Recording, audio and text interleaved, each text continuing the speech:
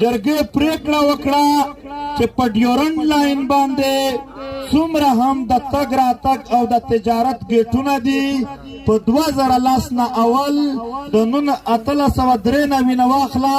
تر 2010 پورې چې په کومو قوانینو باندې پښتنو افغانانو ته د تګ راتګ اجازت وو بغیر پاسپورټ ویزې هغه به بیا بحال کیږي.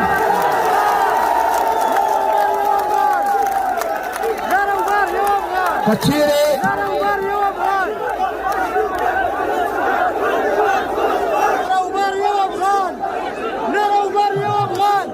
زنده‌باد ملي مشر منظور پښتون موږ د پلار نیکه وطن دی موږ به پکې ګرځو چې ته تورلنګیا پکې ګرځېدی شي زه به پکې 2 ځل ګرځم.